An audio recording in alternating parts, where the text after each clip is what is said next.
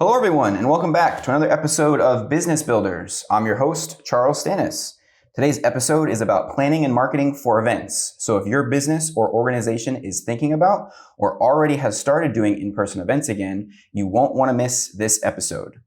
Our special guest today is Robert Wetzel, the Director of Marketing and Communications for TLC Marketing and Creative Services.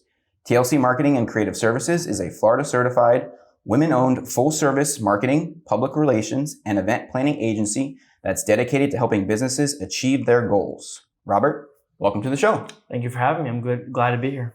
Awesome. Well, thanks for joining us. Would you please tell our listeners a little bit about yourself, who you are, and what you do? Sure, absolutely. So my name is Robert Wetzel, as Charles mentioned. I'm the Director of Marketing for TLC Marketing and Creative Services.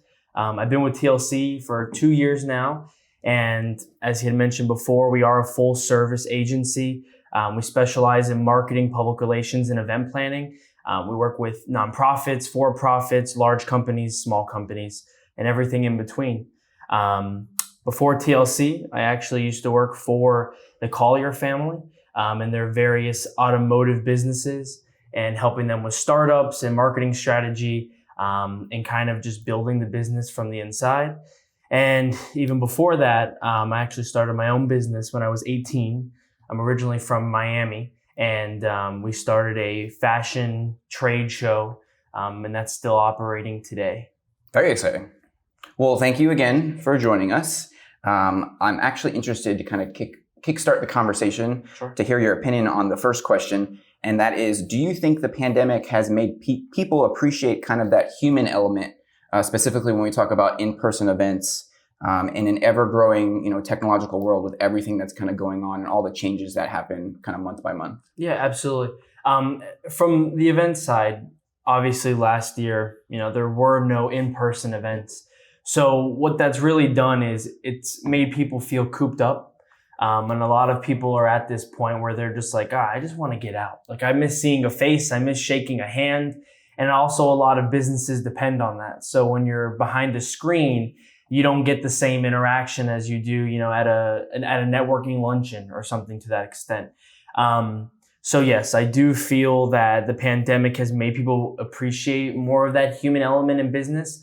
And then apart from the event side, I do feel like it's a double-edged sword because a lot of businesses have figured out how to run and operate from a totally virtual standpoint and cut costs and even make things more efficient in some areas. So, to each their own. It works differently for different people. On the event side, yeah, I definitely do see that there's been a change in that area. Yeah, and I think, even for the biggest of introverts out there, right, who hate, going out to events and meeting people that they're not comfortable with, I think people really notice that, hey, there really is this kind of human element, not only in business, but, when we're talking about events specifically for businesses, there is this, human element that's required to operate and do business, whether it's, the event is a promotional event, whether it's a grand opening, whether it's an internal event just for their staff, that kind of human to human connection, is kind of paramount to kind of how things work. So it's really interesting. I'm really excited to kind of jump in and kind of get started here. I guess my next question is, if someone is, whether they're starting to plan events for the first time or whether they're kind of getting back on track, obviously because of the pandemic, where should they start in terms of event planning? Is it obviously, we'll talk about goals and things like that, strategies, but is there kind of a step 1, step 2 type of thing that you like to do from that side? Sure. So I think the first thing that you have to look at is, what type of event are you planning? Are you planning a private event? Are you planning a public event? Are you planning a free event? Are you planning a paid event? These are all factors that you're going to want to look into. And there's a different strategy for each one. For today's conversation, I think we're going to lean a little bit more towards like paid public events. If you're trying to drive traffic, sell tickets, things of that nature, but we'll also talk on some of the other areas. But yeah, that's step number 1, is figure out what kind of events you're doing. And then from there, you can then develop a strategy to say, let's say, sell tickets, or maybe it's to get high net worth individuals if you're planning something like a donor event or you're trying to raise money for a nonprofit. So that's definitely step number 1. Can you kind of talk to me a little bit about the differences of when we talk about setting goals? A lot of people I would assume, think more of the tangible goals, right? So I need to sell X amount of tickets, or I need to, have this event and have at least 100 people come by. Can you talk a little bit more about more of the intangible goals? So the importance of also having, kind of that presence and branding and kind of recognition that comes from hosting an event as well? Yeah, absolutely. I'll definitely talk about that. I think one of the most important intangible goals is customer experience. When someone comes to your event and when you're planning, you really need to think about value and what you're bringing to the table for the customer. Chances are the event that you're doing, there's others like it, and maybe you have a little twist on it, but it's important to think, okay, what am I going to be doing different from, my competitor? Because if they're going to be spending their hard-earned money with you, you don't want them to just come back one time. You don't want them to just come to one event. You want them to come back. So you want to make sure that their experience is really number one on your list. And if they don't have a good experience, then, well, you have to relook everything. On the other side, from your branding, you want to make sure that your event represents your business, and you want to make sure that things like, your logo, your company look and feel is also tied into the event. But then again, that depends on what kind of event you're doing, right? Like if you're a nonprofit and you're throwing a luncheon or a dinner party for donors because you're trying to fundraise, you would want to make sure that your message is tied into the event. So when, your donors are there, they're thinking about, wow, this event, they're thinking about, if you're a nonprofit for children and trying to raise money for education, they see that around the venue. Every time they're walking around, they're talking to somebody, they see elements of that remind them and reinforce, oh, this is why I'm here. It's not just for a dinner. I'm here because, I should help a good cause. Right. You're there to support the mission. Correct. Awesome. I would assume some people are more detail oriented than others, but when it comes to kind of creating an agenda or a strategy, what are some things that you like to do? Yeah, absolutely. So when it comes to agenda and strategy, you got to have a timeline laid out, because events, usually you'll start promoting months to a year in advance, depending on the size. I mean, if you're talking about a major event, it could be over a year in advance. But timeline is really important because time goes very fast, especially when you're, planning and you're running a business. You could be at month, number 6 until the event, and then all of a sudden, boom, you're like 2 weeks out. So timeline is very important. So start by identifying key dates. Okay, I need to have all my vendors, locked in by this date. And then I need to have all of my sponsors locked in by this date, so on and so forth. So timeline, I think, is number 1. Number 2 would be, not number 2 in importance, but just second on the list would be budgeting. You have to figure out how much money you're going to have for things like marketing, how much, you want to raise in terms of sponsorship dollars. All of those are key areas that you're going to want to think about when it comes to strategy and planning. Is there a rough time prior to the event that you would recommend people start planning, or does it all depend on the type of event? It definitely depends on the type of event. Like from my experience with our business and the trade shows, what we do is that typically we'll plan out about 2 months ahead, but that's because our business is already established and we kind of have a set schedule for the year. But back when we did our first event in 2018, we had planned for about a good 6 months. And it was about booking the venue and then booking sponsors and vendors and all those different things. So I would play it on a case-by-case basis. Size plays a lot to do with it. How many people are you going to have? Is it private? Is it paid? Right. If you're having an unlimited attendance and you're just trying to sell tickets, those are things you have to account for. How much staff do you have? Do you have the necessary requirements for insurance and for the venue and all of these different things? So I would first start with, your size and figure out, is this a new event? Is it something we've done before? And kind of go from there. And I guess the good thing is once you've done these events, whether, like you said, they're, public or private, you kind of get this system down. And once you get that system down, it's easier to do more of those type of events in the future. Totally. Yeah. I mean, once you get the ball rolling, it's much easier. Like we at TLC had just done an event for a client for a grand opening of a building in a state park here in Bonita Springs.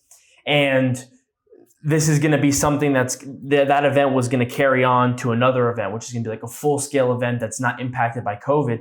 And we had already discussed as soon as we jumped off that event, we would want to start planning ASAP. The next one. Right. Because, a lot of things come up and it's also a different size. We want to offer more. We want it to be more special. So, that's one side. And then the other side is like on the business side for me, once we had already had events going, we're like, okay, we got this down to a system. All we need to do is really secure a new venue if you want more space or look for new sponsors.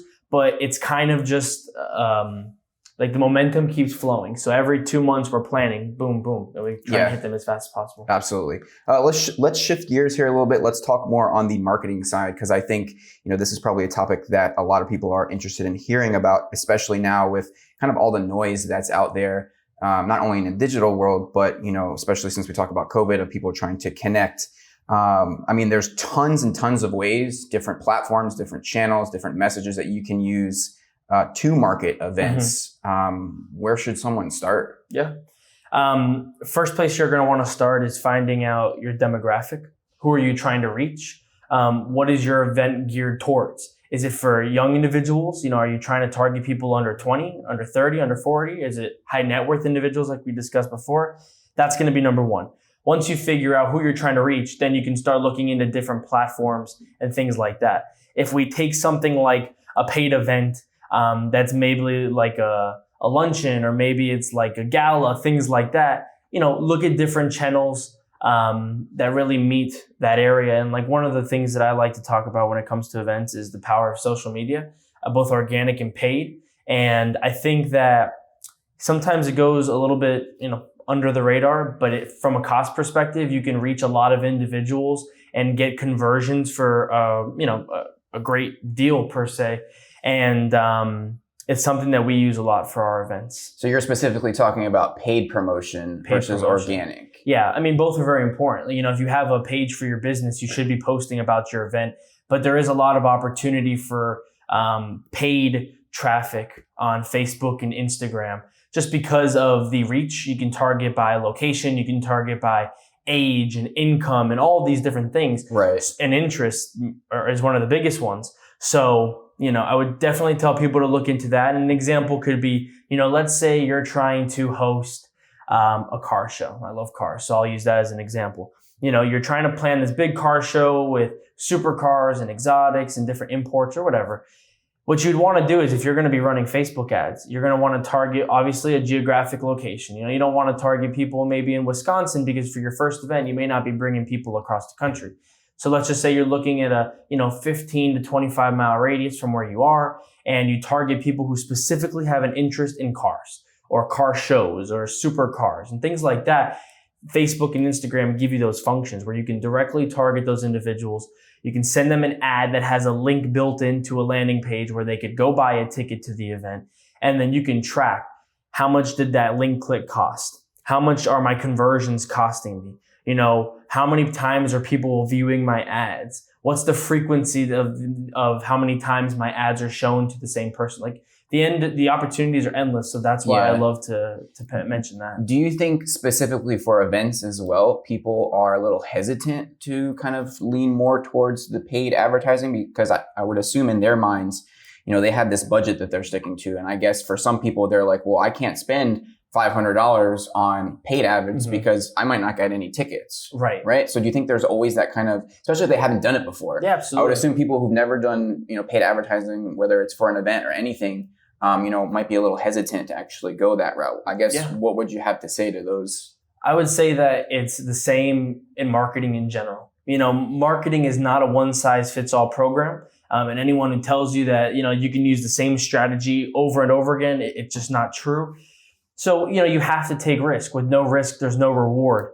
And the key is to take calculated risk. You do your research, you find out what your target demographic is, what are the best platforms and ways to reach those people, and then you jump into it. You don't just jump in and throw money at something because that never solves your problem.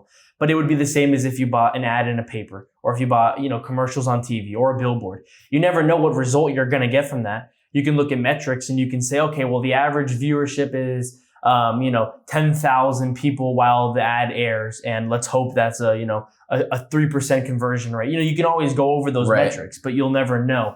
So what I would say is start with a conservative budget. The key is with Facebook ads is you put a little bit of money in and you watch your ads. Look at the performance. Is there something wrong with your copy? Is there something wrong with your creative? Look at the numbers and look at the results, and that'll help you determine whether your ads are working or not, and then how you can fix it. Awesome. Let's shift gears a little bit, and let's keep that marketing topic, but let's shift to kind of email. Mm-hmm. Obviously, statistics say that email marketing is the biggest ROI. Mm-hmm. I would assume that's definitely true for events as well. What are some tips and tricks people can use to market their events through email? Absolutely. 100% should be using email. And there's a lot of opportunity with email, whether it's with a list that you already have. Let's say you've done this event before. You should be keeping lists of past attendees so you can send them information throughout the year and leading up to your next event. Frequency is key. You don't just drop one email and then never email again. You have to do this consistently, bi-weekly, and you don't want to spam them either. So you got to find that right. Nice little balance. You got to find the balance. And, one of the things that you can do to, find that balance is same as the Facebook ads. Look at your metrics, look at open rates, look at bounces, look at click-through rates, look at unsubscribes. That will kind of give you an idea of, okay, are people getting inundated? Are they not liking this? Is it the same message so they're not opening it? So keep that in mind. And then let's just say you're a new event and you don't have any emails. There are services out there that will let you cultivate an email list from a third-party company based on interest, location, income, all of that good information. So, if going back to the car example, if you're hosting a car show and you're trying to get people from the area and you have a nice marketing budget, you can source email lists that have basically been cultivated from people who match that profile. They have said that they have an interest in cars and whatnot. So I would definitely use emails because they're also a direct connection to the customer you're trying to reach. You can embed a link in there, make it easy. You click right from the email to the website to go buy a ticket. And, the easier you make it for them, the easier you're going to get sales. Yeah. When we talk about media, press releases in general, what's some advice that you would recommend? Because I feel like, nowadays there's so many things going on. If someone sends out a press release, what can kind of you do to make yours stand out, not only from a potential attendee standpoint, but also from the media side to actually pick it up and maybe attend the event as well? So the golden rules with press releases, I like to think of it in two things. Number one is it has to be newsworthy. So you need to be spinning your story and talking about it in a way that makes it newsworthy to the masses, or at least a significant group of people if you're trying to go like mass media, not like a specific industry specific publication. The other area is uniqueness. Okay, reporters and news organizations, they love that one-of-a-kind story. So if you're doing something that is unique and hasn't been done before, you have a better chance of getting published than somebody who, is doing the same thing over and over again. Like, for example, let's say you're doing a networking event. You can publish that networking event, and some people may pick it up and put them maybe on their digital side or on their calendar. But there's so many networking events. If the media were to cover every single one, it would take up every spot in the publication. So uniqueness is one big factor. Newsworthiness is another. And one thing that is kind of like makes it really advantageous for you is partnering and tying your event to a mission. If you partner with a nonprofit, if you have a goal, if you're raising money, if you're doing your event, but during your event, it's also a canned food drive because you're around Thanksgiving and you want to raise you want to get a bunch of canned goods for people who can't afford them, per se. That's a good way to get published because it's a nonprofit and it's newsworthy. It's a good cause. It's a feel-good story. So I would say kind of play on those areas and try and talk about your event in a way that hasn't been done before and really sell it, not in an over-salesy way, but in a way that if you were the media organization reading that release, think about, okay, what would I want to hear to make them say, oh, that's unique. That's interesting. I haven't, seen or heard that before. Yeah. Awesome.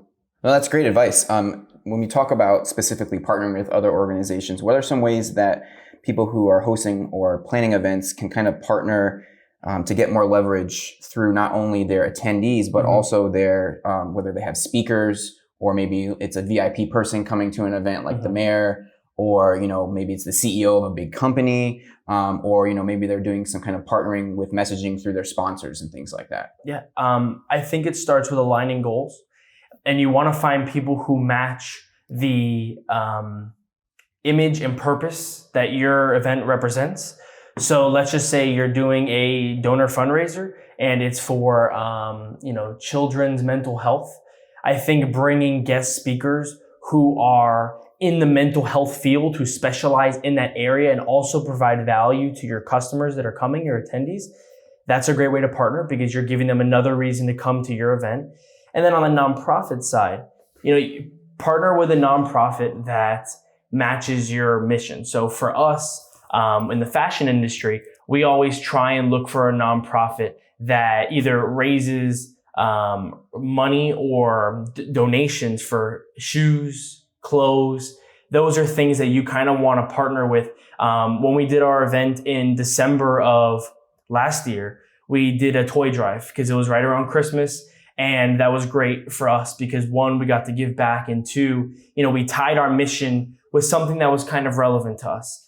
So that would be my core advice, would be find something that's relevant, whether it's a guest speaker or a sponsor or a nonprofit. I guess from the marketing side, what's the last thing, whether it's following up, thanking people, adding photos to Facebook or things like that? What's kind of the last thing on that marketing checklist that people shouldn't forget to do? Yeah, I do think that post-event marketing is overlooked. There's something to be said about sending a thank you to attendees, whether it's a quick email saying thank you for your support. There's a lot of opportunity there. And when somebody comes right off of an event, sometimes that's the best time to capture them for the next event. So let's say you're at a concert, right? And you're leaving that concert and the promotion company already has another one planned. They're already in that zone where they're excited, they're leaving, they're having a great time. There's an opportunity there to say, hey, here's a card. Take 10% off your next purchase when you go buy, your ticket for your next concert. That's overlooked. Same thing with after they leave. Thank you for coming. We appreciate your support. Looking forward to seeing you again. By the way, in this email, we have a discount code if you'd love to join us again. Perfect. So don't overlook that. Just because you already got their money and just because the event's done, you want to bring them back. You're not in the business to get them one time and then never again. So try and utilize some of those tactics to keep them in the loop and thank them. Let them know that you appreciate their business. Awesome. Yeah, that's great advice. I guess, going off what you said, you'd be surprised, people go through the event, they're kind of overcome with things that are, kind of going on. And I guess they forget, hey, the most important aspect of this event is my attendee. I can't forget to kind of take care of them, that sort of thing. And that's the same thing like at TLC, what we do is anytime we are working on a campaign or finish a campaign or haven't heard from a client in a little bit, handwritten thank you notes.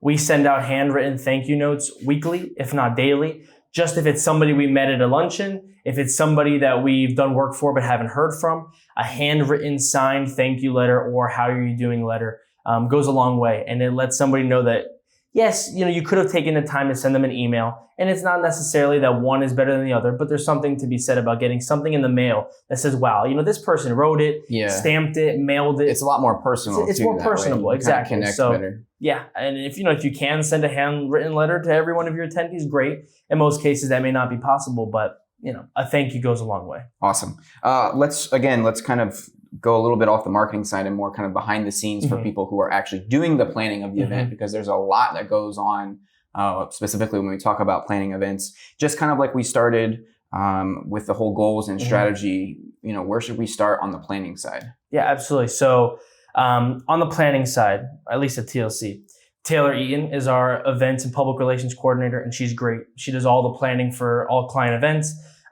So I know that she'll be listening. She'll be like, yeah, good job. Yeah, exactly. But on the planning side, you want to make sure that all your ducks are in a row ahead of time. 99% of the time when you're dealing with an event, you're dealing with things like vendor load-in. They're bringing supplies. You're getting deliveries for tables and chairs. You're getting tent deliveries and sound, all your AV equipment, all of that. So you want to make sure that that's organized. You follow up with your vendors. You make sure that they know, okay, I need to be there at 9:00 a.m. to set up. Event starts at 1:00, whatever the case is. So make sure that your vendor situation is set up and that they know what they need to do, because if there's no communication and things get lost, Whose fault is it? Is it the vendor's fault? Is it the planner's fault? All that, is important. The other side would be, like we talked about before, is just timeline in general, not just for the planning of the event, but for the day of the event. Have an agenda. Okay, I know that I need to check in at 9, event starts at 1. We're going to have, Sarah on the table checking in people, passing out name tags. We're going to have John, serving food and making sure that everyone has what they need. So an event checklist on the day of is very important, not just for staff and for times, but also for materials. Have a checklist for all your AV equipment, all of your linens, all of your supplies that you need, so you make sure you don't miss anything. And then even before that, when it comes to the planning side, is do your research. Let's just say you're looking for a venue. Make sure that your venue has the capacity to fit the amount of people that you want comfortably. You don't want to pack everyone in like sardines. So make sure that your venue accommodates your guests. Make sure that if you're bringing people in from out of state, make sure that their travel information is concise and communicated. There's been many times with our events where we have worked with an influencer or a guest speaker where they miss a flight. They couldn't show up because of a family emergency. So I always tell people to get travel insurance, because if you're bringing a guest speaker or an influencer or something like that, it gets a little bit tricky with that communication. So overall, just making sure all your I's are dotted and your T's are crossed. How important is it for the event planning side to be flexible? Because just what you said, right? You have this, big VIP coming in, last minute they can't make it. What happens to the event, right? Flexibility in the event planning world is everything. So always have a backup. Even if it's not, the original goal, it's better to have something than nothing.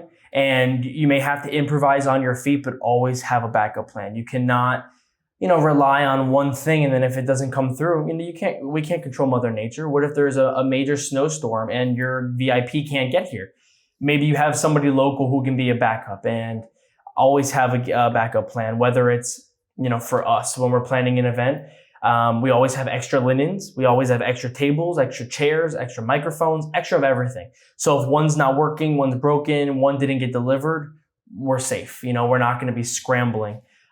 So yes, have a backup plan, have a backup plan, have a backup plan. So the takeaway is have a backup plan. Yeah. Okay. That's one thing we can learn from this. It's definitely have a backup plan. Yeah. What's something, I guess, from a guest experience side that, kind of doing events full time that I guess most people don't realize actually goes on in an event planning, in the event marketing side of where it's just totally behind the scenes and it totally just kind of flies by everyone's radar? Yeah, I think that when it comes to the guest experience and, customer satisfaction, at least on my end, that's what I feel is the most important part, because if you don't have an event that, appeals to the people who came, then you're not doing a good job. Right. On the back end, a lot of the things that don't get seen is the time that goes in the thought process of making sure that that customer has an amazing experience. So whether it's doing detailed research to find out who would my attendees want to see, who would they want to hear from? If you're doing a business panel, do they want to hear from a small local business, or do they want to hear from the former CEO of a large corporation? So think about that. And then also, I think it's also important in times to worry less about cost and making profit and more about customer experience. Because if you're planning a business and you're planning a long-term strategy, you may not be profitable on your first event, and that's perfectly fine. But if your customers came and they had an amazing experience, you will make that money back on your other events tenfold. Yeah. But if you cut costs the first time and they don't have a good experience, you may not get them back. And then now you're searching for a whole new group of people and remarketing to find people to come back after they didn't have a good experience the first time. So I think those are some key areas to pay attention to. So I guess kind of wrapping up here a little bit, how would an individual know if their event was successful? What are some metrics that they can look at and go back to and say, hey, this was great, let's do it again? Yeah, so one of the tools that we like to use is Eventbrite. And I like to use Eventbrite, and it helps you really keep track of everything. So you can see how many people visited your landing page, how many sales you got, what tickets were bought. out of the total amount that you had, how many were sold. So pay attention. So that platform just helps with metrics. But when it comes to actually finding out if your event was a success, I think there's a tangible and intangible aspect. I think the intangible aspect is your customer feedback. Always send out surveys and find out, what did your attendees say about the event? Did they enjoy it? That's one side. And I think the other side is, it goes back to your goal setting. If you wanted to plan an event and your goal in the beginning was to have 500 attendees, did you meet that goal? And if you did, great. Did you surpass it? Or if you came in a little flat, why? I think that there's always room for improvement for every event, especially for first-time events. There's going to be a learning curve.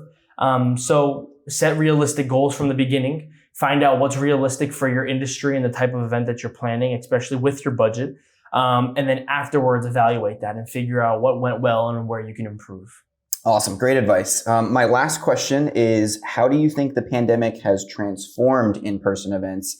And what's one bit of advice that you would give someone planning in-person events for the future? So I think one of the areas that has really transformed in-person events is, I think we're going to start to see a lot more hybrid events. It seems to be working very well, and companies have been doing this for a while, even before the pandemic. When you take things like concerts that have a global appeal, they have their attendees and then they have a live stream.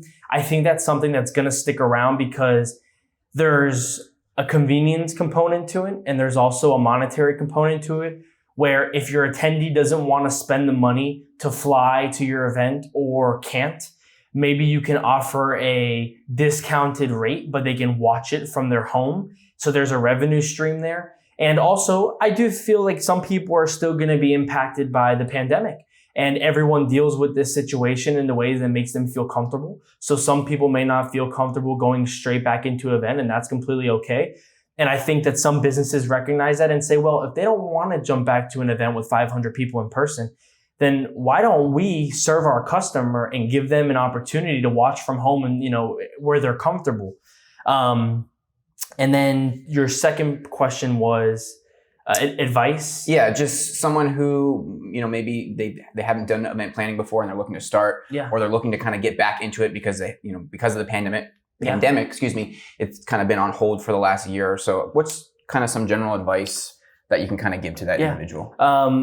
First piece of advice would be to do your research and have a good team around you. And the second and most important probably would be hire a professional, hire TLC to help you plan your event.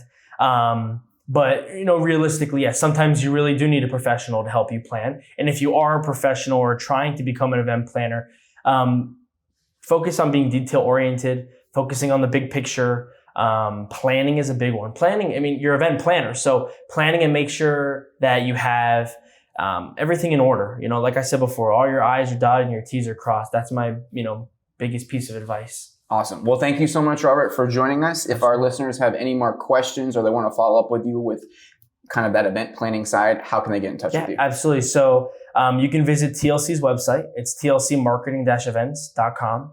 You can also call our office, 239-405-8115. And if you would like to visit us in person, we're located on Bonita Beach Road in the Sunshine Plaza. Our address is 9148 Bonita Beach Road, Suite 201. You can also reach the team, and if you want to speak to me, you can email me at robert@trishleonard.com. And if you want to speak with Taylor, who's the events and PR coordinator, you can email her at taylor@trishleonard.com. Awesome. Thank you so much, Robert. Thank you for having me. I appreciate it.